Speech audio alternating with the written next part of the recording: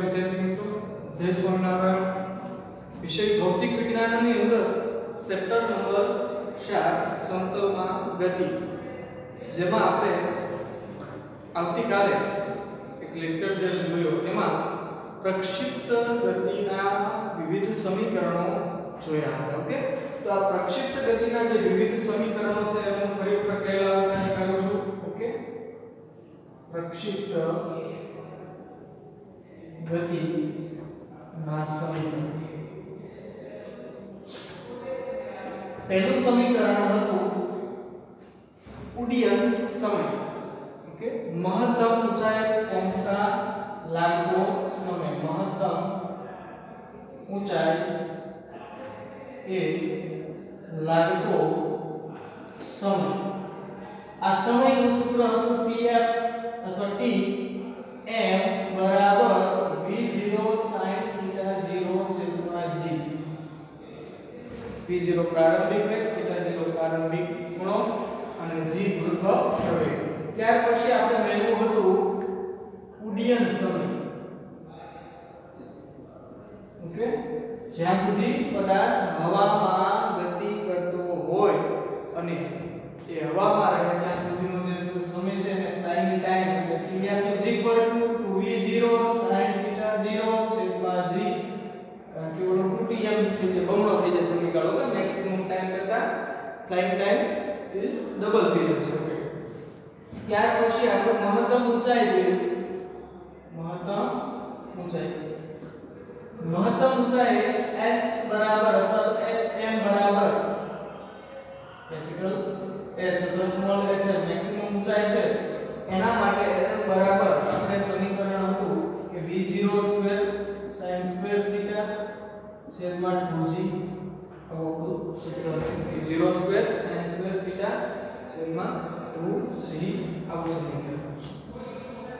મહત્તમ ઊંચાઈ મેળવ્યા પછી હવે આપણે અવધિ ની વાત કરવાની છે. આપણો આજનો ટોપિક છે અવધિ વિશેનો છે. તો અવધિ કોને કહેવાય?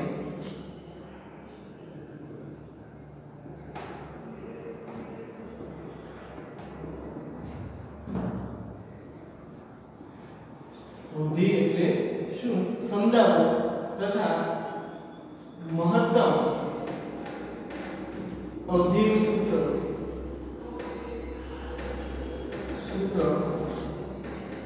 દર્શાવો. અવધિની કેસમાં રેન્જ કહેવાય. શું કહેવાય? રેન્જ કહેવાય. આપણે દાખલા તરીકે કોઈ વસ્તુને ઘા કરી ફેંકીએ ત્યારે વસ્તુ પ્રક્ષિપ્ત ગતિ કરીને જે અંતરે પડે એ અંતર આપણે માપીએ છીએ ત્યારે ખરેખર કયું અંતર માપીએ છીએ? માની લો કે અહીંયા તમે ઊભા છો ઉગમ બિંદુ પર. ઓકે, x અક્ષ and this is the y અક્ષ. x અક્ષમાં ઉગમ બિંદુ છે. માની લો કે તમે ગોળા ફેંક કરો છો કે ચક્ર ફેંક કે બરસી ફેંક એની ઓન ઓફ. ઓકે, તો ગોળા ફેંક તમે ગોળો ફેંકતા હોય, હવે ગોળો ફેંકો, ફેંક્યા પછી ગોળાનો જે આકાર છે ગતિનો એ આવો હશે.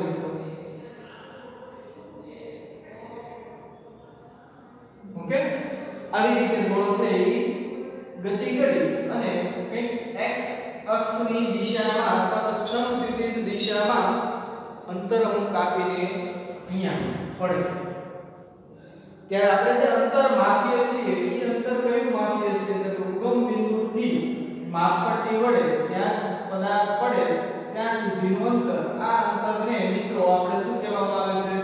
અવધિ કહેવામાં આવે છે. અને આપણે કેપિટલ R વડે દર્શાવીશું, જેને ઇંગ્લિશમાં રેન્જ પણ કહેવામાં આવે. ઓકે, તો આ એની અવધિ કહેવાય.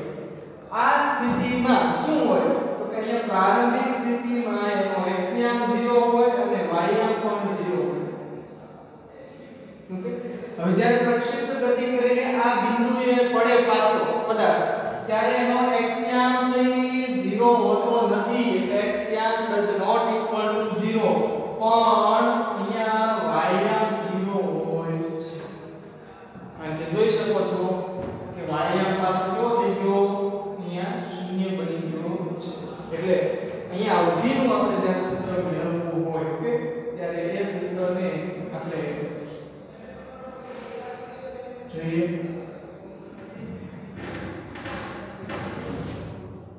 જ્યારે પદાર્થ કોઈ પદાર્થ પ્રક્ષિપ્ત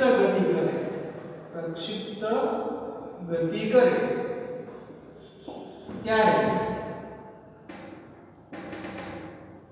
તે x બરાબર 0 y બરાબર 0 થી એટલે કે ઉગમ બિંદુથી ગતિ કરી સમક્ષિતિજ દિશામાં x does not equal to 0 y is equal to 0 બને તેમ કપાયેલ અંતરને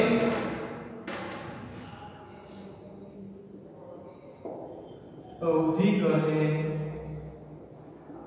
ઓકે એની અવધિ કહેવામાં આવે છે તો આ અવધિ એટલે x અક્ષની દિશામાં કપાયેલું અંતર આપણે શોધવાનું છે તો આપણી પાસે મિત્રો x અક્ષની દિશામાં કપાયેલા અંતર માટે અવધિ શોધવા માટે જોઈએ કે x અક્ષની દિશામાં પ્રવેગી ગતિનું કે પ્રક્ષિપ્ત ગતિનું સમીકરણ આવું છે x બરાબર v0 cos θ 0 t ઓકે આ જે સમીકરણ છે ઈ ક્યાંથી આવ્યું પાછો ઈ પણ પ્રશ્ન થાય તો આપણી પાસે એક સૂત્ર હતું x બરાબર v0t v0 cos θ okay t -1/2 gt² આવું સૂત્ર હતું પણ અહીંયા g છે x દિશામાં પ્રવેગ શૂન્ય હોય એટલે આ પદ આખું શૂન્ય બની જતું એટલે આવું સમીકરણ આપણે મેળવ્યું ઓકે હવે સમીકરણમાં પદાર્થ જ્યાંથી ઉડ્ડયન કરે ઓકે પ્રક્ષિપ્ત થાય અને ત્યાં પડે ત્યાં સુધી એનો સમયગાળો કેટલો લાગ્યો હોય તો કે tf જેટલો લાગ્યો હોય ફ્લાઇંગ ટાઈમ જેટલો તો આ ફ્લાઇંગ ટાઈમ એટલે કે ઉડ્ડયન સમયગાળામાં કપાયેલું x અક્ષની દિશામાં અંતર જેને આપણે r વડે દર્શાવીશું તો હું સમીકરણ 1 માં ઓકે સમીકરણ 1 માં x બરાબર શું લેશું તો કે r અને t ની જગ્યાએ શું લેશું tf લેતા પણ tf બરાબર તમને ખબર છે કે ભાઈ tf બરાબર શું છે 2v0 sin θ છેદમાં g આ કિંમત આપણે લેવાની છે ઓકે તો આ કિંમતો લેતા આવું સમીકરણ મળે કે r બરાબર v0 cos θ 0 ગુણ્યા 2v0 sin θ 0 છેદમાં g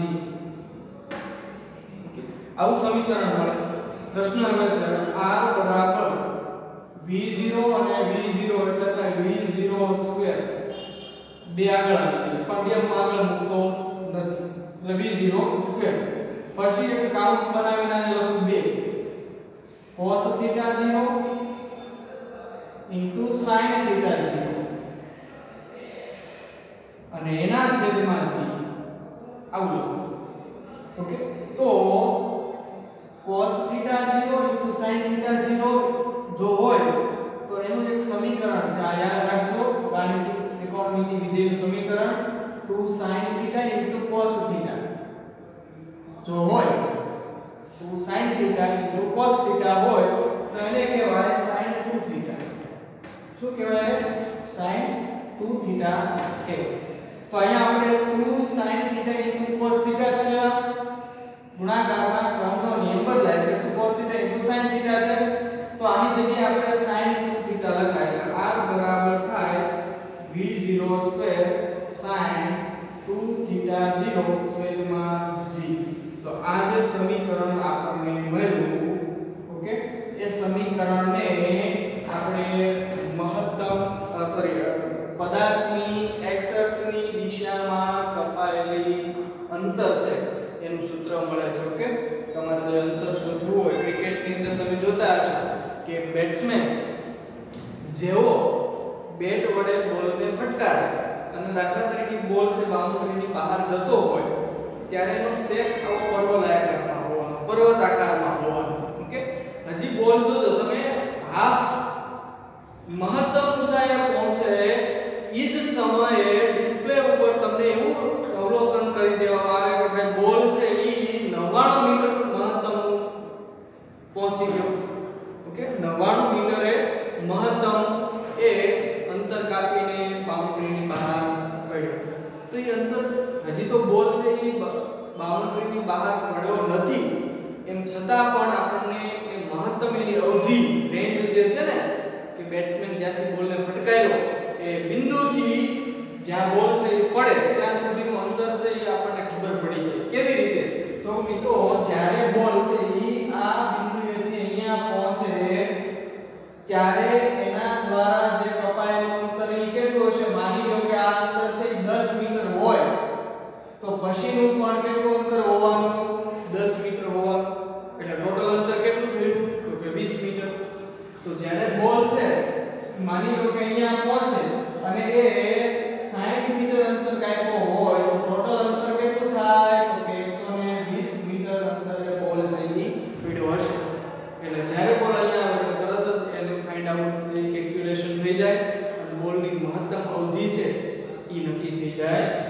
તો આવી રીતે મિત્રો આપણે ખૂબ નાના એવા સમયગાળામાં એનું અવધિ છે એનું મૂલ્ય નક્કી કરી શકીએ છીએ. ઓકે, ત્યાર પછી આપણે અવધિની અંદર એક વધારે વાત કરવાની છે મહત્તમ અવધિની. જે પ્રશ્નમાં પણ આપણે પૂછ્યું છે કે મહત્તમ અવધિ એટલે શું? તો મહત્તમ અવધિ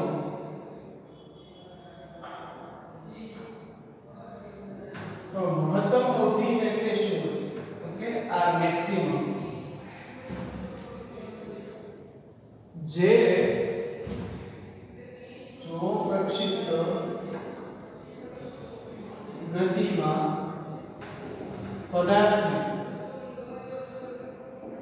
પદાર્થને સમક્ષિતિજ દિશામાં મહત્તમ અંતરે પહોંચાડવા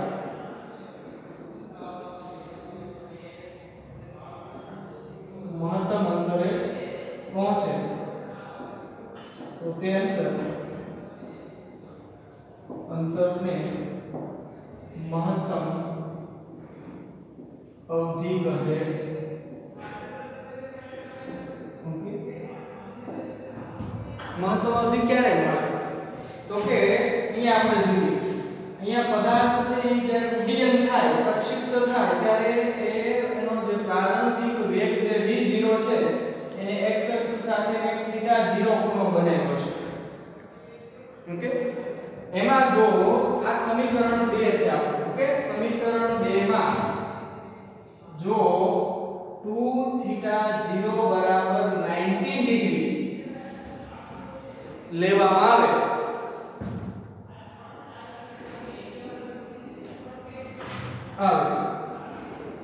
એટલે કે 2θ બરાબર 90 ડિગ્રી તો θ0 બરાબર કેટલા થાય? તો 90 ભાગ્યા 2 એટલે 45 ડિગ્રી. 45 ડિગ્રી થાય ત્યારે r બરાબર r મેક્સિમમ મળે. ઓકે, જોઈએ આપણું જે સૂત્ર છે r મેક્સિમમ બરાબર v0 સ્ક્વેર sin 90 g. આવો આપણું સૂત્ર છે. ઓકે, sin 90 એટલે કે 2θ બરાબર 90 ડિગ્રી આપણે લીધું. sin 90 નું મૂલ્ય થાય 1. કેટલું થાય? sin 90 નું મૂલ્ય થાય 1. અને 1 હોય તો r મેક્સિમમ બરાબર મળે v0 સ્ક્વેર ના છેદમાં g. તો આ મહત્તમ અવધિનું સૂત્ર મેળવી v0 સ્ક્વેર ના છેદમાં g. ઓકે, પદાર્થને પ્રક્ષિપ્ત કરાવવો હોય અને મહત્તમ અવધિ કે રેન્જ સુધી પહોંચાડવો હોય તો આ જે ખૂણો θ0 છે ને એ 45 ડિગ્રીનો રાખવો જોઈએ. એટલે જ્યારે તમને બધાને ખ્યાલ હશે જે સૌથી વધારે બાઉન્ડ્રી છે એ મારવા વાળા ખેલાડીઓ છે, એવા ખેલાડીઓ છે એક તો સૌથી વધારે તાકાત વાળા, હાઈટ ની અંદર ઊંચાઈ વાળા, ઓકે, અને પોતાની સ્કિલ, અનુભવ, આવડત વાળા ખેલાડીઓ હોય. જેમાંથી એક તમે ઉદાહરણ આપો કે ભાઈ વિન્ડીઝ, વેસ્ટ ઇન્ડીઝ નો ખેલાડી ગેલ, એ જો ક્રિકેટ રમતો હોય ત્યારે સૌથી વધારે 6 એના નામ ઉપર લાગેલી હોય અથવા વધારે એને એ સિક્સરનો મારો કર્યો હોય. તો આવું શા માટે થાય? તો કે એની પાસે ઊર્જા, પાવર, એની પાસે ક્ષમતા છે તાકાત કરવાની, એ બોલને પહોંચાડી શકવાની, ઓકે. સાથે સાથે એ વ્યક્તિની હાઈટ છે એટલી બધી ઊંચી છે, ઓકે, એ હાઈટના લીધે બેટ અને બોલ વચ્ચેનો જે આ એંગલ છે એ એંગલ ગમે તેવો બોલર બોલ ફેંકે પણ એ બોલને બેટ અને બોલ વચ્ચેનો એંગલ છે એ 45 ડિગ્રીનો બનાવી દે, ઓકે. કેટલાનો? 45 ડિગ્રીનો એંગલ બનાવી દે એટલે એ બોલને ઓછી તાકાતે દૂર સુધી છે મોકલી શકાય છે. ત્યારે સૌથી વધારે તાકાતની જરૂર પડતી નથી. તો આપણે અહીંયા વધારે તાકાતની જરૂર પડશે નહીં અને બોલ દૂરના અંતર સુધી, મેક્સિમમ અંતર સુધી પહોંચી શકે છે. એટલે તમે જો કોઈ પદાર્થને દૂરના અંતર સુધી પહોંચાડવી હોય તો મિત્રો આપણે એનો એંગલ 45 ડિગ્રીનો રાખવો જોઈએ અને આ 45 ડિગ્રીના એંગલ થ્રુ આપણે પદાર્થને મેક્સિમમ ઓછી તાકાત. તો મિત્રો ઘણા એવા બેટ્સમેન છે માત્ર પોતાની આવડત, સ્કિલ, અનુભવ એના આધારે ઓછી તાકાતથી પણ દૂરના સુધી બોલને પહોંચાડી શકતા. કારણ કે ત્યારે એ બેટ્સમેન બોલ વચ્ચે અને બેટ વચ્ચેનો એંગલ 45 ડિગ્રીનો બનાવતો હોય અને સરળતાથી એ બેટને, બોલને બેટ વડે શું કરી શકે? બાઉન્ડ્રીની બહાર પહોંચાડી શકતો હોય. તો આવી રીતે જુદા જુદા કિસ્સાઓ છે એ અહીંયા આપણે અવધિની અંદર જોયા, પ્રક્ષિપ્ત ગતિની અંદર જોયા. અને આ પ્રક્ષિપ્ત ગતિ છે એ આપણે જુદા જુદા પાર્ટ્સની અંદર વિભાજિત કરી, ઓકે. જેમાં પ્રક્ષિપ્ત ગતિ એટલે શું એની વાત કરી. પ્રક્ષિપ્ત ગતિનું ગતિપથનું સમીકરણ તાર્યું y બરાબર tan θ x માઈનસ g ના છેદમાં v0 square sin square θ x square આ સમીકરણ તાર્યું, ઓકે. જેને આપણે પ્રક્ષિપ્ત પદાર્થના ગતિપથનું સમીકરણ કહેવાય. એનાથી આગળ આપણે જો જઈએ તો વિવિધ સમીકરણો જોયા. એ સમીકરણોમાં આપણે મહત્તમ ઊંચાઈ માટે લાગતો સમય જોયો, પ્રક્ષેપક પદાર્થને કુલ ઉડ્ડયન સમય જોયો, ઓકે. ત્યાર પછી એનાથી જો આગળ જોઈએ તો મહત્તમ ઊંચાઈ પણ એને કેટલી પ્રાપ્ત કરી હોય એ મહત્તમ ઊંચાઈ પણ આપણે શોધી. અને છેલ્લે એની અવધિ કે સમક્ષિતિજ દિશામાં કેટલા અંતર સુધી મહત્તમ જઈ શકે એ અંતર, અવધિ જેને ઓળખીએ છીએ એ અવધિ પણ આપણે જોઈ. અને એમાં પણ આપણે મહત્તમ અવધિનું સૂત્ર છે એ કેવી રીતે મેળવી શકાય એ પણ આપણે જોયું. તો આપણે અહીંયા પ્રક્ષિપ્ત ગતિ વિશેનો ખ્યાલ છે એ પૂર્ણ કરીએ અને ત્યાર પછી નેક્સ્ટ આપણે લેક્ચર બીજું જોઈશું.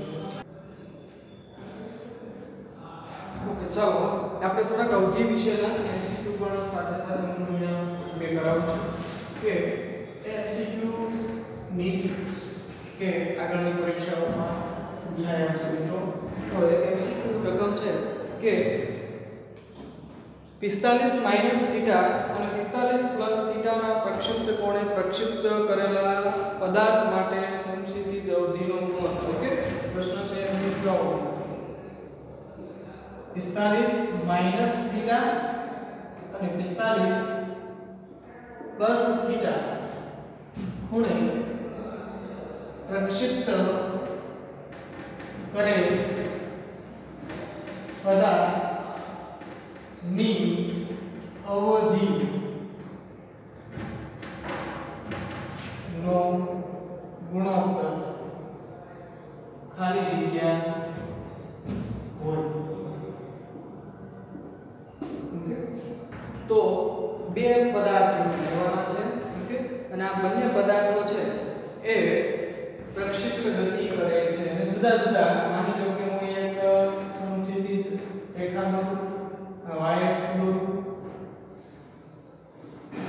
એક કોઈ પદાર્થને આપણે v0 જેટલા પ્રારંભિક વેગથી અને ત્યારે એનો જે ખૂણો છે 45 ડિગ્રી ઓકે માઈનસ થીટા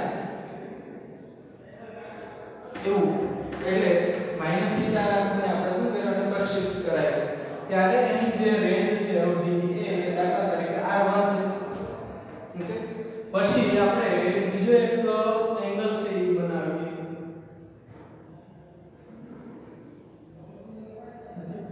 આ જે છે એને r2 કહીએ ત્યારે એનો જે ખૂણો છે આ ઓકે એ જે ખૂણો છે એ કેટલો હશે તો કે 45 ડિગ્રી ખરો પણ એમાં પ્લસ થીટા શું કરી દેવાનું છે ઉમેરી દેવાનું પ્લસ થીટા એટલે કેટલો થાય આટલો ભળે એમાં ઓકે એટલે ટોટલ ખૂણો કેટલો થશે અહીંથી લઈને અહીં સુધી એટલે 45 પ્લસ થીટા થશે ઓકે તો 45 પ્લસ થીટા અને 45 માઈનસ થીટા ના ખૂણે પ્રક્ષિપ્ત થયેલા પદાર્થો માટે એનો જે ગુણોત્તર છે એ સરખો મળે છે એવું આપણે શોધવાનું છે તો સૌથી પહેલા આ પહેલા પદાર્થ માટે લખીએ પ્રક્ષિપ્ત અવધિનું સૂત્ર આપણી પાસે v0 square sin theta 2 theta 0 અને એના છેદમાં g આવું આપણું સૂત્ર છે ઓકે પહેલો જે ખૂણો છે થીટા 0 એ કેટલો લેવાનો છે તો 45 અહીંયા લખો 2 થીટા 1 ઓકે અહીંયા થીટા 1 બરાબર કેટલો લેવાનો છે તો કે 45 માઈનસ થીટા ઓકે અને થીટા 2 બરાબર કેટલો લેવાનો છે તો કે 45 પ્લસ થીટા એટલે આવું થશે તો આને આવી રીતે થીટા 1 લખાય ચાલો આની કિંમત મૂકીએ v0 સ્ક્વેર sin 2 થીટા 1 બરાબર 45 માઈનસ થીટા 0 છેદમાં g બરાબર થાય v0 સ્ક્વેર sin 2 ને અંદર ગુણીએ એટલે થાય 45 ગુણ્યા 2 એટલે 90 માઈનસ 2 થીટા 0 અને એના છેદમાં g ઓકે r1 બરાબર મિત્રો જ્યારે sin 90 માઈનસ થીટા હોય ને આપણું sin 90 માઈનસ થીટા હોય તો sin વિધેય છે એ બદલાઈ જાય અને cos થીટા થઈ જાય શું થઈ જાય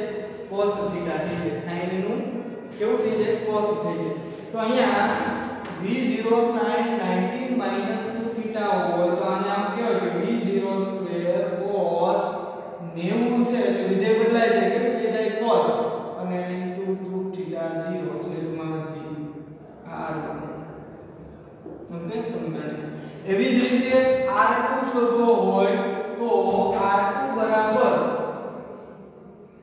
v0 સ્ક્વેર sin 2 45 વત્તા થીટા આવશે અને એના છેદમાં g આને કહેવાય v0 સ્ક્વેર sin 45 * 90 વત્તા 2 થીટા g ઓકે તો આને કહેવાય v0 સ્ક્વેર cos 2 થીટા 0 છેદમાં g તો આ r2 મળ્યું cos sin 90 વત્તા 2 થીટા એટલે sin 90 એ શું થઈ જાય તો કે બદલી જશે વિધેય અને cos નું sin થઈ જશે ઓકે ચાલો હવે આપણે r1 અને r2 નું બંનેનો શું કરવાનો છે તો ગુણોત્તર શોધવાનો છે એટલે સમીકરણ 1 અને 2 નો ગુણોત્તર કરો તો r1 છેદમાં r2 બરાબર v0 સ્ક્વેર ઉડી જાય cos 2 થીટા cos 2 g પણ ગયા એટલે 1 ના છેદમાં 1 આવે તો આપણો જવાબ શું છે તો 1/1 આવે ઓકે મિત્રો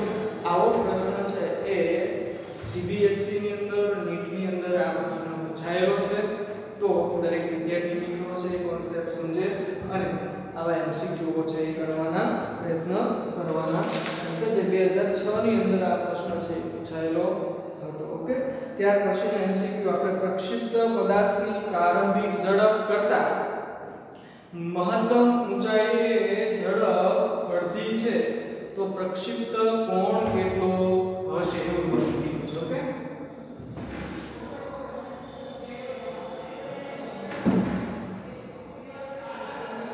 પ્રશ્ન MCQ છે આ પણ બીજો MCQ કે પ્રક્ષિપ્ત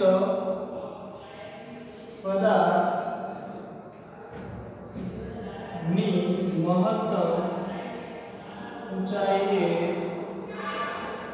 ઝડપ પ્રારંભિક કરતા અડધી હોય તો પ્રક્ષિપ્ત કોણ શોધો. આવો પ્રશ્ન છે. હું અહીંયા આકૃતિ પણ દોરું છું કે x અક્ષ y અક્ષ ઉગમ બિંદુ એક પદાર્થને આપણે પ્રક્ષિપ્ત કરાવીએ છીએ. પ્રક્ષિપ્ત કરાવીએ એટલે પ્રક્ષિપ્ત પદાર્થ આવા આકારે પ્રક્ષિપ્ત થઈને ઉડ્ડયન કરે. અહીંયા ઈ મહત્તમ ઊંચાઈ ઉપર પહોંચે. ઓકે,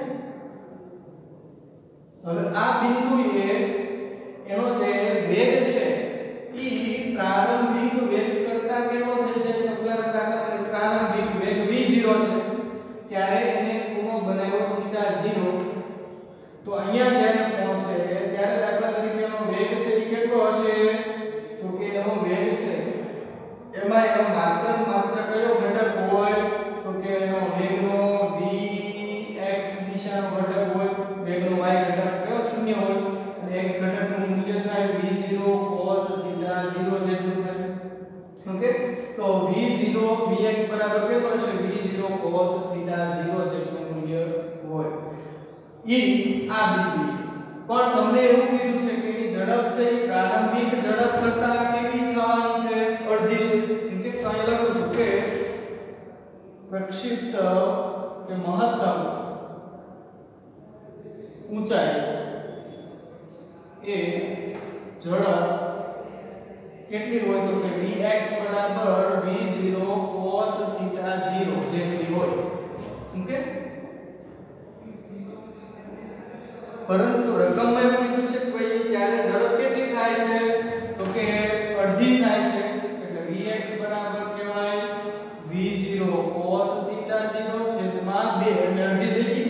ઓકે, અને vx/2 પણ કહેવાય. ઓકે, ચાલો હવે આને vx અને આના છેદમાં 2 કહેવાય. નવી જે vx ડેશ મેળવી તો vx નવી જે ઝડપ મેળવી એના ઉપરથી આપણે cos θ ને ઘટતા બનાવવાનો છે. ઓકે, હવે એના ઉપરથી જોઈએ આપણે અહીંયા સૌથી પહેલા કે ઝડપ છે પ્રારંભિક ઝડપ ઈ થશે v0 ઉડી જશે. v0 આપણે પ્રારંભિક ઝડપ છે કેટલી કરવાની છે? પ્રારંભિક કરતા અડધી છે. ઓકે, એટલે v0 બરાબર તો cos θ ને કરતા બનાવે તો cos θ બરાબર થાય 1/2 થાય. ઓકે, 1/2 ક્યારે મળે? તો કે θ બરાબર cos ઇનવર્સ 1/2 હોય ત્યારે, અને cos ઇનવર્સ 1/2 ક્યારે મળે? તો કે θ બરાબર 60 ડિગ્રી હોય ત્યારે. તો જ્યારે θ નું મૂલ્ય કે θ0 નું મૂલ્ય કેટલું હોય? 60 ડિગ્રી હશે ત્યારે એ પદાર્થ ઉડ્ડયન કરે ત્યારે અહીંયા એનો વેગ v0 કરતા કેટલો થાય? તો કે અડધો થાય, v0/2 થાય. ઓકે, તો આવી રીતે મિત્રો આપણે શીખ્યું છે એ ગણી શકીએ અને પ્રક્ષિપ્ત પદાર્થની રજૂઆતના સમીકરણો મેળવીને અગાઉ ઉતારી શકીએ.